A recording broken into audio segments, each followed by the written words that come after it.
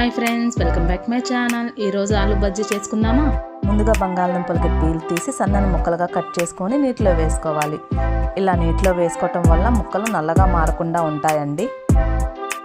ఇప్పుడు వేరొక గిన్నెలోకి 1 కప్పు శనగపిండి, 2 టీ స్పూన్ల బియ్యం పిండి, అలాగే మీ రుచికి సరిపడా ఉప్పు, కొంచెం బేకింగ్ సోడా వేసుకొని వాటర్ పోసుకుంటూ పిండిని కలుపుకోవాలి. ఈ పిండి మరీ గట్టిగా కాకుండా అలాగే మరీ పలచగా కాకుండా ఉండేలాగా చూసుకోవాలి. ఇలా కలుపుకున్న ఈ పిండిలోకి బంగాళదుంప ముక్కల్ని ముంచి వేడివేడి నూనెలో బజ్జీలా వేసేసుకోవటమే. ఇవి 2 వైపులా మంచి కలర్ వచ్చేంత వరకు ఫ్రై చేసుకోవాలి. ఈ బజ్జీలు ఫ్రై అయ్యేలోపు మీకు ఒక చిన్న రిక్వెస్ట్ అండి. మీలో ఎవరన్నా కొత్తగా కనుక నా వీడియోస్ చూస్తున్నట్లయితే ప్లీజ్ సబ్స్క్రైబ్ మై ఛానల్.